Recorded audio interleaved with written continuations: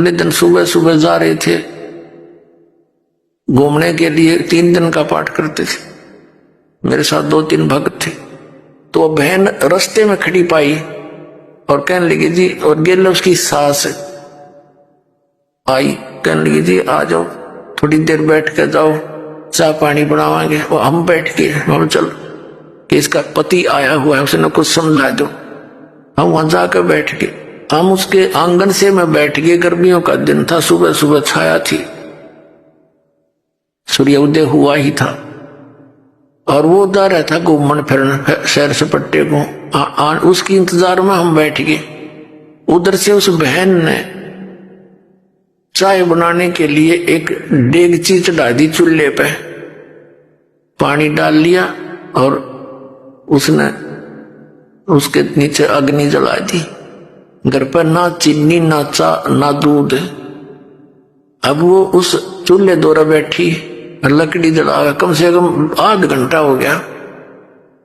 तो हमने सोचा, मैं कहा भाई क्या ना वो आया, और माँ बेटी हम भी घूम आते हैं, वो फिर मिल लेंगे उस तरह के।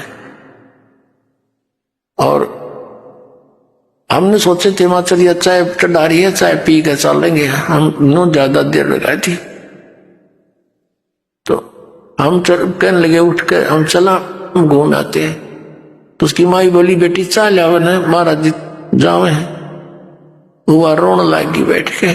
शर्मा दी ने पतीला भी चढ़ा दिया, डेगची चढ़ा दी।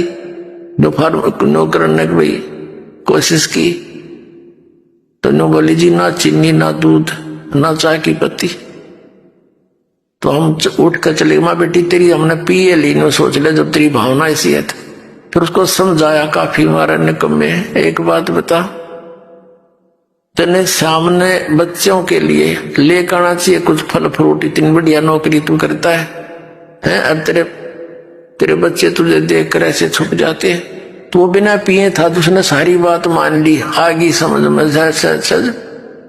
तो उसने 2 दिन छुट्टी ले ली, सत्संग सुना, पुण्यात्माओं उसने उपदेश ले लिया। फिर तनख्वाह ठीक थी, तीसरे महीने मोटरसाइकिल कढ़ा ली, स्कूटर, बच्चा ने बढ़िया कपड़े लाया और ठीक ठाक घर की सेटिंग कर ली। तो ऐसे इस ज्ञान से धीरे धीरे सुधार होगा, क्योंकि हमारे आसपास बुराई घनी फैल गई। तो जो ना बुराई करना चाहते बच्चे वो बुराई में अग्रसर हो गए। और जब ये सच्चा ज्ञान और इस प्रकार का माहौल बढ़ेगा, तो जो बुराई कर रहे हैं वो भी छोड़ देंगे इन्हें।